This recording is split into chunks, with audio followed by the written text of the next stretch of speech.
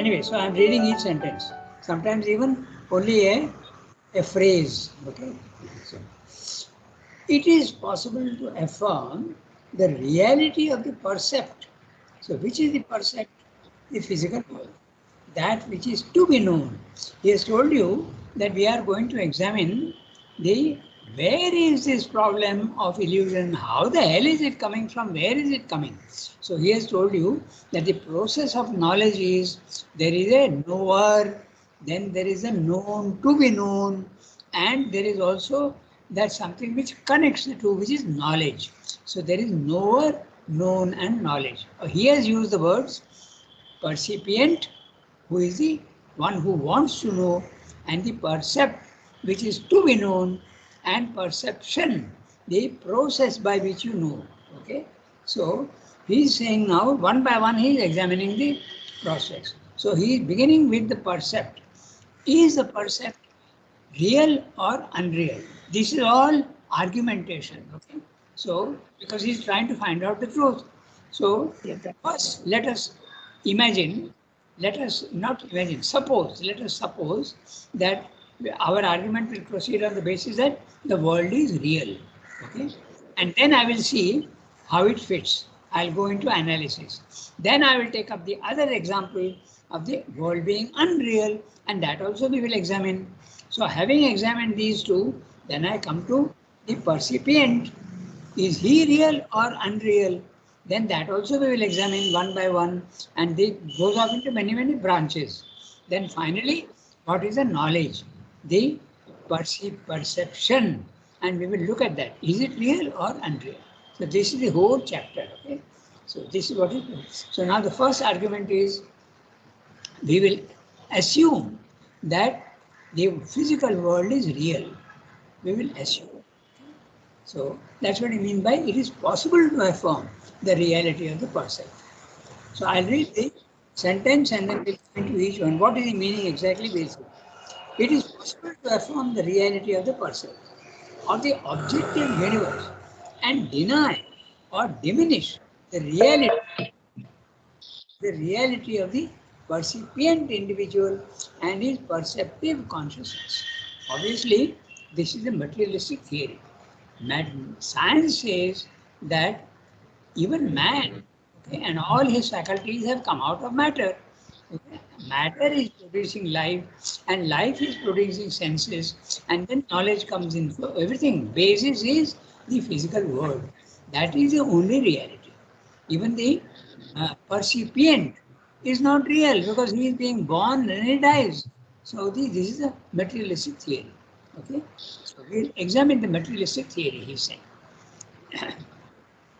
I go to the next one. So you are when you assume that the physical world is real, the percept is real, and let us see that is materialism. And materialism is telling you very clearly that the individual also is really not existing because he comes into existence and goes out of existence, and his faculties also come into existence and goes out of existence. Therefore, this is the materialistic theory. Now, Srimda is going to examine that. Okay? In the theory of the sole reality of matter, consciousness is only an operation of matter energy in matter, a secretion or vibration of the brain cells, a physical perception of images and a brain response, a reflex action or a reaction of matter to the contacts of matter. He is defining what is the materialistic theory. Let's look carefully, and it's a very accurate description. In the theory of the sole reality of matter, he should have put a comma there, but he has not. For our understanding, for his understanding, not necessary. So, in the theory of the sole reality of matter, obviously the materialistic view, consciousness is only an operation of matter energy in matter. In other words, consciousness is nothing very fundamental. It is something with like a chemical reaction. Okay? Like if you chew pan with a little bit of chewing, red comes out of it. Okay? The red is something that doesn't exist either in chewing or in pan. Okay, but when you chew them together, there is a chemical reaction. It's not chemical, but anyway, this is what science is saying. Red comes out of it. So matter, one piece of matter reacting with another piece of matter like chunam and pan, okay, consciousness, redness is coming out. So redness or consciousness is nothing fundamental. It's only a byproduct of matter, which is the only reality. Now, if you challenge him and say, how do you know it's the only reality? He says, that's my assumption, and I'm seeing that, so you can't challenge me. I'm proceeding on that basis. So Surendra is now examining the materialistic theory. Okay? So this much is clear. So science is saying that consciousness and the knowledge that comes out of it is not fundamentally real. It's a product of matter. So far, so clear. Okay, so now we go. And what is it? Secretion or a vibration of the brain cells, a physical reception of images, and a brain response. There's a mechanism of how matter is producing consciousness. A reflex action or a reaction of matter to the context of matter. Reaction of matter, pan. Context of matter, chuna.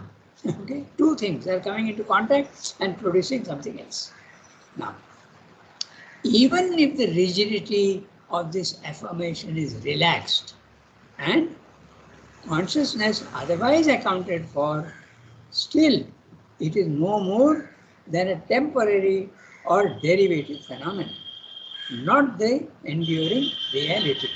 Be very careful, not the enduring reality. All this is arguing on behalf of matter. Okay? If you are slightly careless, then you will miss the argument. He is beginning with, it is possible to affirm. It's so important. The whole para is now, he is arguing in favor of materialism, and then he will examine it. Okay, so, and he is saying that I can challenge the materialistic theory that is a chemical reaction.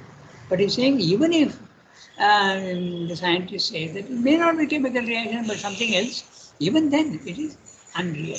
Ultimately, it disappears. Okay, so uh, even act, uh, even if the rigidity of this affirmation, that means it's coming only from chemical reaction of matter. Even if I don't agree with that, ultimately you say that consciousness is something that is disappearing. So even if the rigidity of this affirmation is relaxed and consciousness otherwise accounted for, some other origin, it may coming from somewhere else, still it is no more than a temporary and derivative phenomenon. Temporary, very clear, it comes and disappears. Derivative, matter is the origin and consciousness is a derivation from it. It's a result, not the enduring reality. Now, the percipient individual is himself. The percipient individual, it can be the animal, it can be even the lowest form of life, but let us say, for clarity's sake, that he's talking of the human being. Okay, so the percipient individual is himself only a body and brain capable of a mechanical reactions we generalize under the name of consciousness. So, in other words, only a body and brain, that they are not accepting the soul or a subtler reality. Materialism does not recognize a soul or something permanent inside the body. The percipient individual is himself only a body and brain capable of a mechanical reactions we generalize under the name of consciousness. So consciousness is mechanical in the materialistic theory. Okay? The individual has only a relative value and a temporary reality. So it is real, but it's a secondary reality because it is temporary. Matter is permanent, but the consciousness that is coming out of it is temporary. Now he is again arguing further. But if matter turns out to be itself unreal or derivative and simply a phenomenon of energy, as now seems to be the probability, then energy remains as the sole reality. So he's saying how do we assume, how is materialism assuming that matter is the origin of everything? Okay, is it not possible that something else is there producing energy, producing matter? So he says, I'm not saying, but science itself is saying that energy is the basic factor. Yeah? So that's interesting. The whole thing changed with the quantum theory. Yeah? So energy, matter is nothing but energy, that themselves. And Srimba is saying that in this way. But if matter turns out to be itself unreal or derivative, okay? It could be unreal or derivative, and simply a phenomenon of energy, as seems now to be the probability. He is writing this in the 1916 to 1920, no, sorry, 1914 to 1920. And that was the time when the quantum theory started coming, and they were highly puzzled that consciousness, the observer, the presence of the observer is making a difference, physical difference in the experimentation. Michelson-Morley experiment. So they found that consciousness is a part of the experiment. So they changed their whole, and science became philosophy after that, at the turn of the 20th century. So the percipient, so the phenomenon of energy seems now to be the probability. But Srimba is so careful. He's not saying science is saying that definitely, because all scientific theories are only probabilities and theories, and he's following that. He says, as now seems to be the probability, then energy remains as the sole reality. So it is not matter which is original creator of everything, but energy which is creating matter, and matter is creating consciousness. So you're going one step back. Okay? And if you go one step back, then why not go another step back? That's the argument. Okay? So let's see what he's saying. So if matter turns out to be itself unreal or derivative and simply a phenomenal energy, as now seems to be the probability, then energy remains as the sole reality. Even science is admitting the percipient, his perception, man and his perception of the world, the perceived object are only phenomena of energy. So instead of saying matter is the only reality, now we are shifting into something even subtler, in energy. But an energy without a being or existence possessing it, or a consciousness supplying it, an energy working originally in the void for the material field in which we see it at work is itself a creation, looks itself very much like a mental construction, an unreality. So let's stop here and see what he's saying. He's saying, okay, science is saying that matter is a derivation and energy is a reality. Now they're saying, but why not go one step more? How do we know that energy is the only thing? And if you look carefully, you will see that energy is something almost abstract. There must be something physical from which it is coming. Okay? So now you go to the idea of Sat, ultimately. So he's saying there must be something more substantial supporting the energy. Okay? So if it is not, then it's a construction of the mind. It is something abstract. That's what he's saying. Okay? But an energy without a being or existence. No, note that. Okay? A being means someone who is creating. Okay? Being with a B cap here, he means the person, a person who is capable of doing that. Of course, science does not admit, but they will admit existence. So when Srimba is using the word existence, he's saying, let us say that matter is coming from energy, but energy is something very vague and it is abstract. Why can't we say that there is something even more concrete which is producing existence? Okay? That's what he said. An energy without a being or existence. Possessing it. Existence possessing energy. Just as energy is possessing matter, he's saying now we can think of an existence, a substance which contains the energy and which is producing the matter. For in the material field in which we see it and work is itself only a creation. Looks itself very much like a mental construction and unreality. He's taking you by the hand and showing you, and he's saying that we can argue in so many ways. So energy is something almost abstract. We can't get hold of it. And so why not imagine there's something more concrete, and that is substance, that is energy.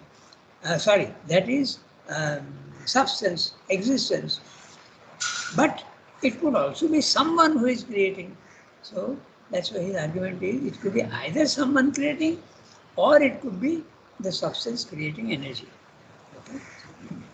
An energy working originally in the body looks itself very much like a mental construction, an unreality. Or it might be a temporary, inexplicable outbreak of motion which might cease at any time to create phenomena. So another example, another possibility that energy itself is not permanent, but it is creating temporary creations. Temporarily it is creating energy, and energy is creating matter. And all this is temporary because we see temporality is a fact of matter. And so it could be also that energy also is a effect of temporality. So why not imagine something more perfect, because we are discussing reality. So it could be that there is something behind energy also. That's what the argument gives. Then we come to this.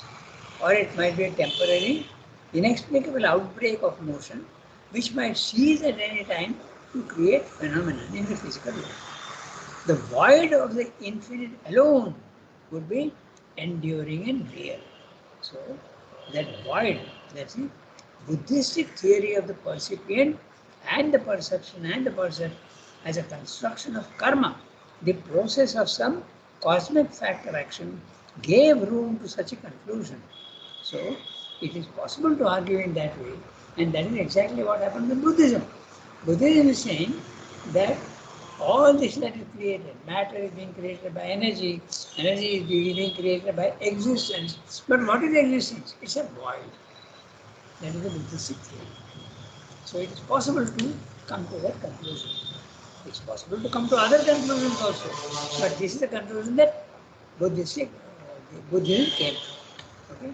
We will now put all the different philosophies in place by this argument that is going on, analyzing every now and then. Throughout the whole chapter, we will be examining the concept of the reality. The Buddhistic theory of the percipient and the perception and the percept as a construction of karma. Another idea. Movement is creating all this. The process of some cosmic factor of action. Only action is there, and gave room to such a conclusion. But action is something in movement, and in the Buddhistic theory, you have gone to a reality which is absolutely without movement. The self is absolutely static, but totally real in your conception. So naturally, that which is acting is temporary, and therefore it is unreal. The Buddhistic theory of the percipient, man or animal, whatever, and the perception and the percept, the physical world also, is a construction of karma. The process of some cosmic factor action gave room to such a conclusion. And you can see that that is a fact also in the physical world. We have discussed that many times. At our level, what we are taking to be the reality is not reality at all.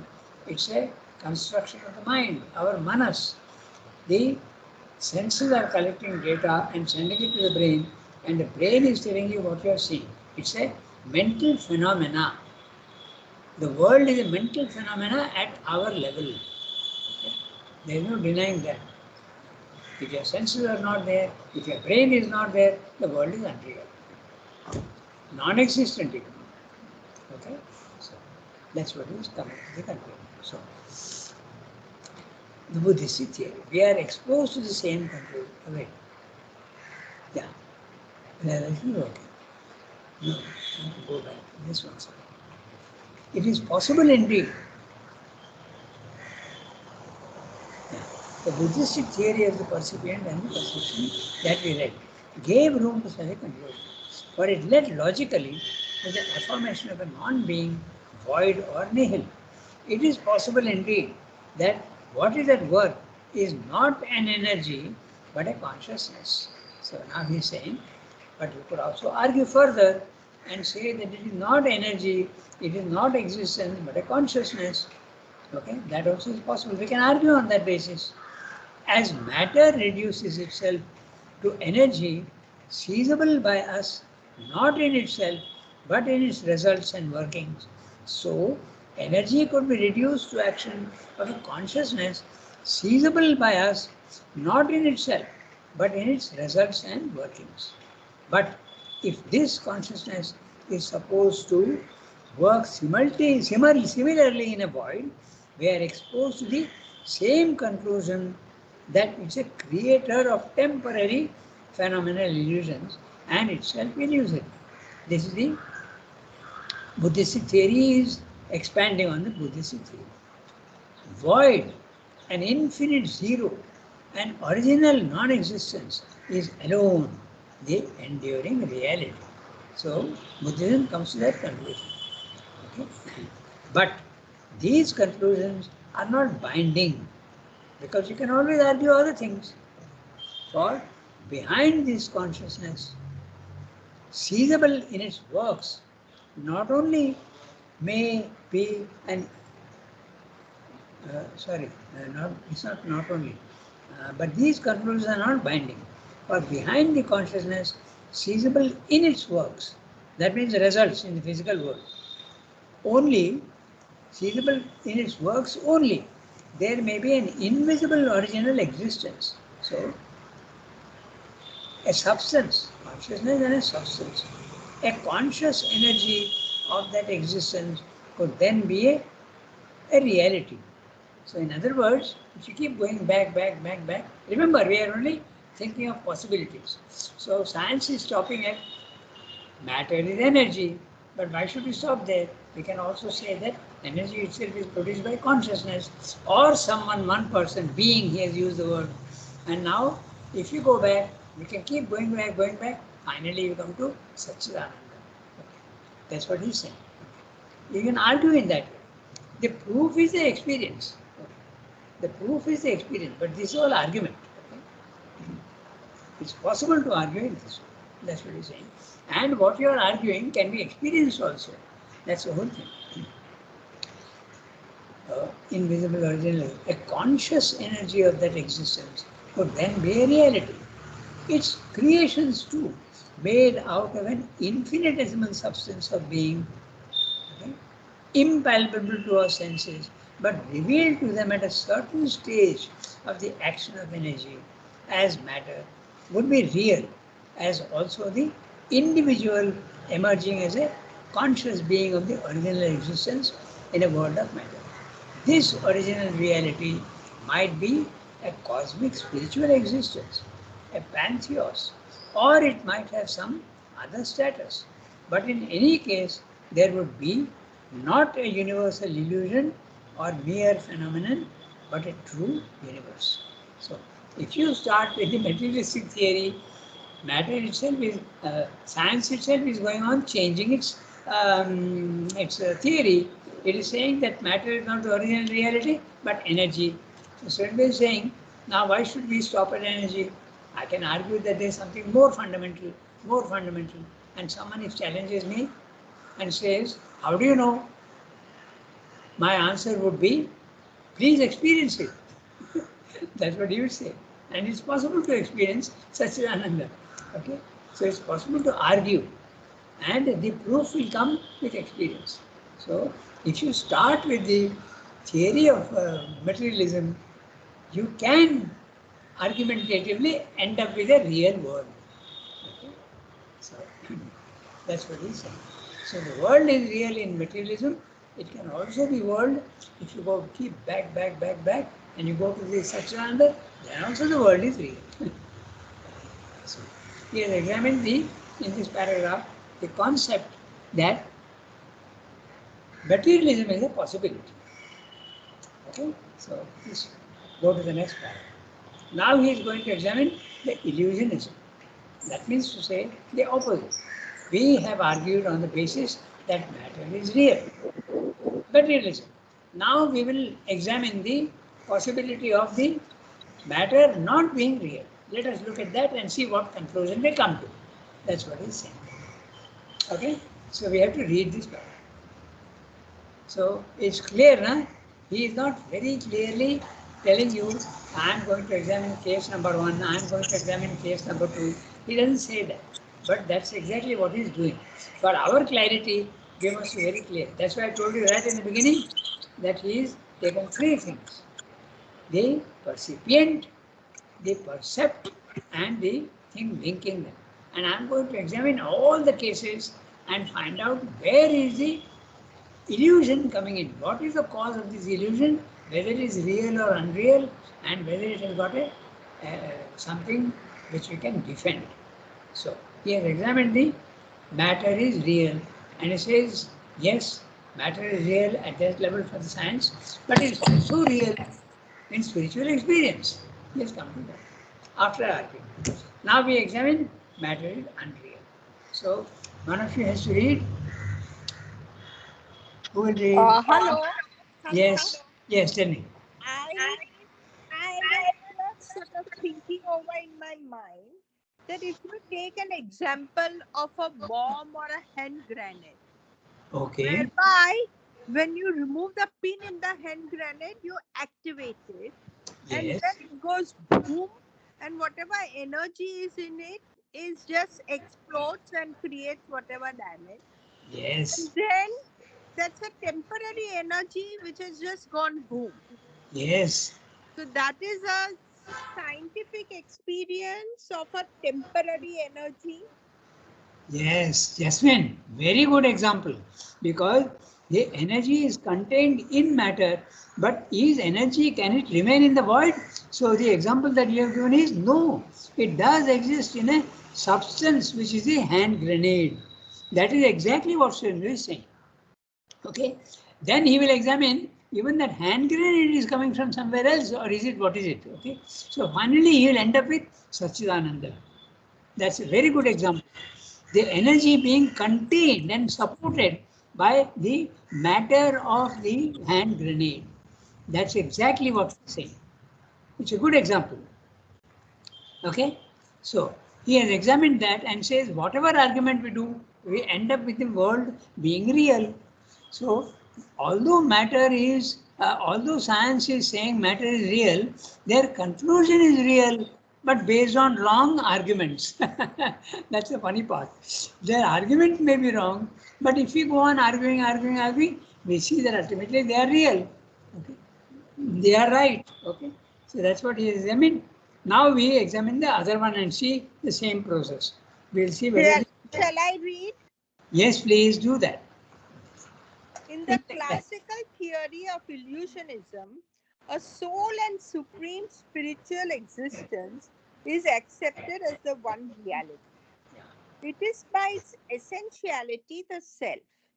Yet the natural beings of which it is the self are only temporary appearances. It is in its absoluteness the substratum of all things, but the universe erected on the substratum is either a non-existence, a semi-balance, or else in some way unreally real. It is a cosmic illusion. For the reality is one without a second. It is immutable in eternity. It is the sole existence. There is nothing else. There are no true becomings of this being. It is and must forever remain void of name, feature, formation, relations, happening. If it has a consciousness, it can only be a pure consciousness of its own absolute being. But what then is the relation between the reality and the illusion? By what miracle or mystery does the illusion come to be, or how does it manage to appear or to abide in time forever? Okay. So now the examination of the idea that the world is unreal, one by one we are examining. So let us see whether the reality, the physical world is unreal. And if it is unreal, let us examine and analyze and see where it leads us to. That's what he said. So, in the classical theory of illusionism, the classical theory is originated, it is considered to be by Shankara, but actually he is not a Mayavadin at all. We have discussed that many times because he accepts the truth of uh, he accepts the truth that Sarvam Khalu Idam Brahman. He accepts that the physical world is Brahman, and not only that, he has got beautiful shlokas of bhakti, okay, and uh, invocation to the Divine Mother. There are many, many. Okay. So he is not a Mayavadin at all. But he used the word Brahma Satyam Jagan Mithya, and from there the wrong arguments have come. Anyway, it's a theory which needs to be explained because Buddhism is saying that. Okay? And that's an experience that mostly everybody has. When you make your mind silent and go, your consciousness rises to the self, you see the physical world as unreal. Even Sri Aurobindo saw that. So he has to examine and see its validity. So, in the classical theory of illusionism, a sole and supreme spiritual existence is accepted as the one reality. There is a reality which is not in the physical world, it is outside there, and it is possible to experience it. Let your consciousness go out of your body mind life, and you will see that that existence, consciousness, that substance, whatever you want, is absolutely real. But in comparison, the world seems to be unreal. So let's examine that theory. So, there is an existence, but that is not in the physical world. It is by its essentiality the self. Yet the natural beings of which it is the self are only temporary appearances. This reality, uh, the nirvana, or if you want the self, you call it the self, Atman, is producing natural, using the word natural beings. What does it mean? Natural, you have to interpret in the sense of by nature. Okay? Nature is matter, life, and mind. So the beings which is created by matter, life, and mind are the natural beings. Natural not in the sense of the usual word natural. It is natural to do that, not in that sense. Natural beings are beings produced by nature. And nature is very clearly matter, life, and mind. There is a higher nature, but that's not what he is discussing. Yet the natural beings of which it is the self are only temporary appearances and is in its absoluteness the substratum of all things. This reality that you see is the only reality. Again, you can give a picture to yourself and you can say the water behind the dam, which is absolutely calm, quiet, without motion, and endless and motionless, but also it is so transparent that you are taking it to be absolutely nihil. But that is the supporting for all the rivers and the flows of water that is coming out, which is the physical world. The physical world is coming out into the rivers and the flow of the rivers and into rivulets and even streams ultimately. Okay? And this is the image that we can give to ourselves to understand the Mayavada theory. So the reality is the water behind the dam. It is permanent and it is producing eternally. It is going on producing all these rivulets and rivers and streams and all that is coming. Okay? Infinitely it is going on. So they are temporary because the river is going and disappearing. It is created and disappears. Okay? So this is the theory of the Mayavada. Is it real or not? We shall examine now. That's what he said. So the water behind the dam is the substratum. That's the origin. From there everything is coming out. But the universe erected on the substratum is either a non-existence, a semblance. Semblance resemblance. The English word is resemblance, and in French you say il semble. No? Il semble as semble means appears to be. The semblance is an appearance. A non-existence and a semblance are in some way unreally real. Because it's coming from something real, but it is disappearing. So the nature of the physical world, it is not Sridhar's theory. It is the Mayavada theory. It is real and unreal at the same time. That's why it is anirvachaniya. You can't speak about it because it is half this, half that.